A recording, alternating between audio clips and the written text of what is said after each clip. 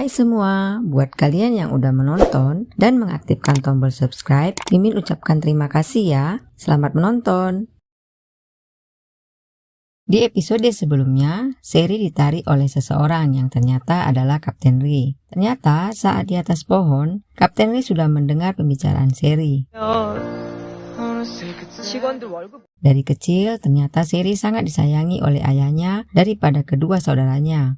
Karena merasa takut, Seri pun merasa dia harus berpura-pura untuk menggoda Kapten Ri. 눈 똑바로 못 보는 거 봐. Karena pada dasarnya Kapten Ri berhati baik, dia pun memasak makanan karena Seri mengaku lapar.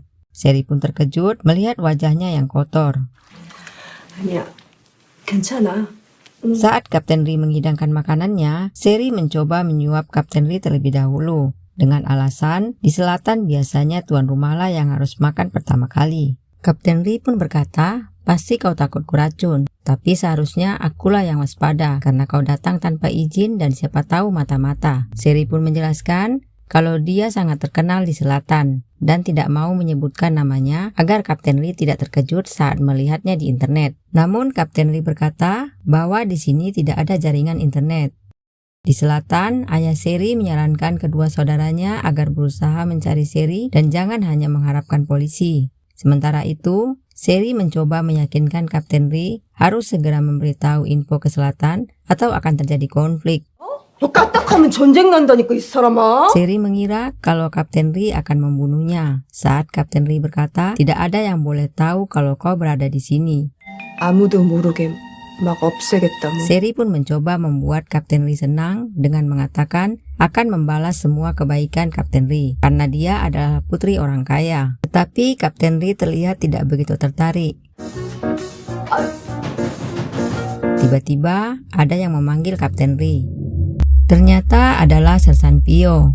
Sersan Pio pun memberitahu kalau mereka tidak perlu lagi cemas karena telah ditemukan mayat seorang wanita. Tapi saat Kapten Ri berkata bukan, Sersan Pio pun berkata kalau bukan, penggal kepalaku. Lalu Kapten Ri pun mencoba untuk menyuruh Sersan Pio pergi. Tapi Sersan Pio malah masuk karena hendak buang air kecil dan membongkar aib mereka satu persatu. Saat berbalik, Sersan Pio pun terkejut melihat Seri. Seri pun marah karena dia ingat Sersan Pio lah yang ingin menembaknya. 목은 어떻게 따는 건가?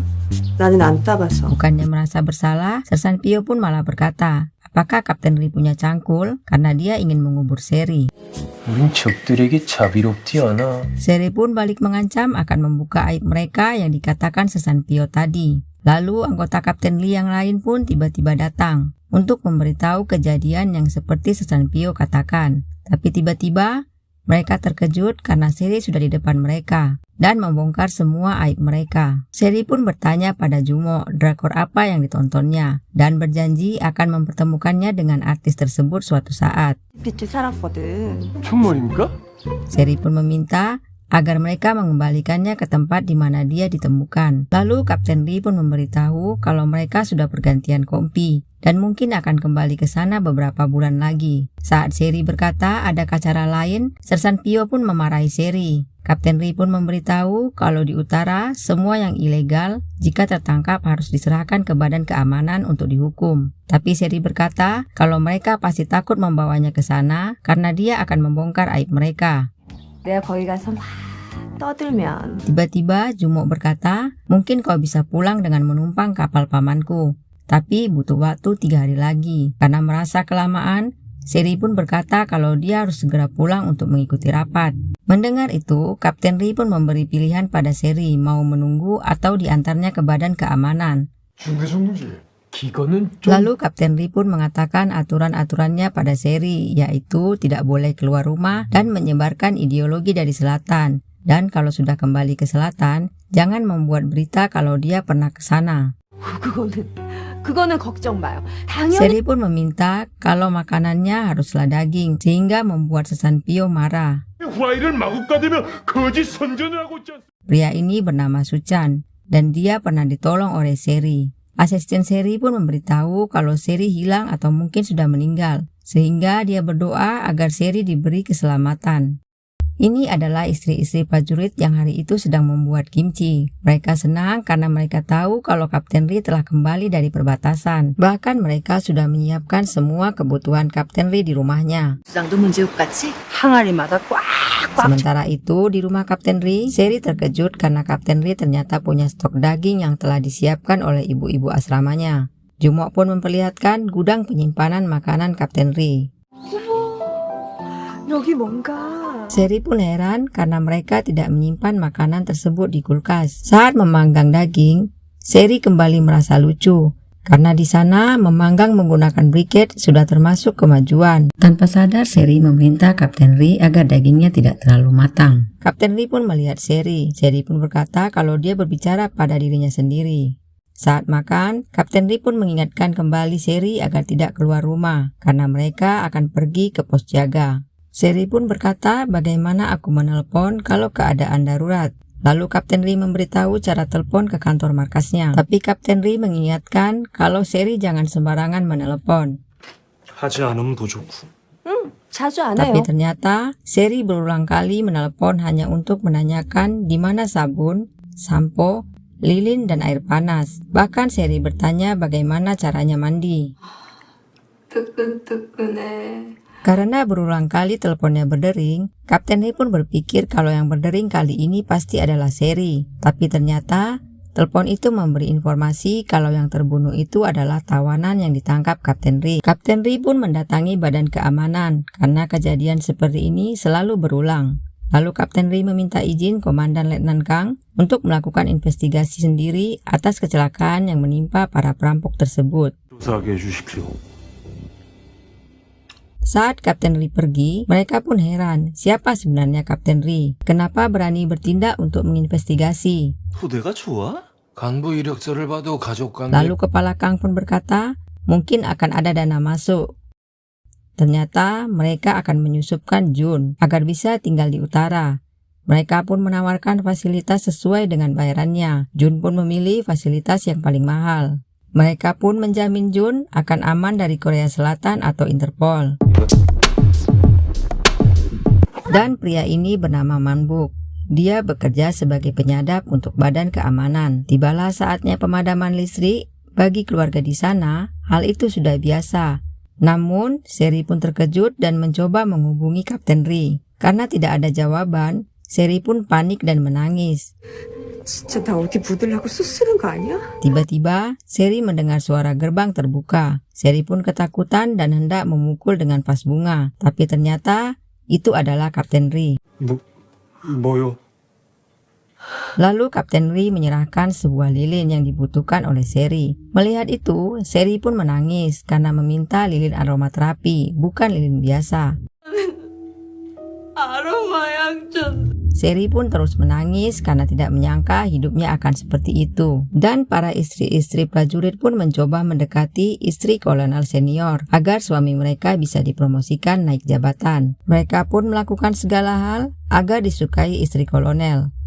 소리 제 다리 따위가 부러지거나 말거나. Sementara itu, kedua ipar Seri masih ribut memperebutkan suami siapa yang akan jadi pewaris tunggal.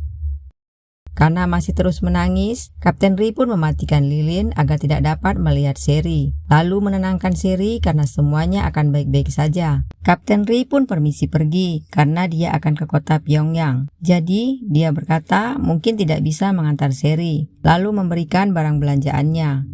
Saat akan pergi, Seri pun bertanya siapa nama Kapten Ri. Karena dia ingin membalas bantuan Kapten Ri. Kapten Ri pun hanya meminta saat Seri telah kembali jangan pernah memberitahu orang lain. Seri pun memeriksa barang yang diberikan oleh Kapten Ri. Seri pun merasa heran karena semua produk yang diberi Kapten Ri berasal dari selatan. Bahkan ternyata Kapten Ri pun membeli pakaian dalam dan juga obat luka.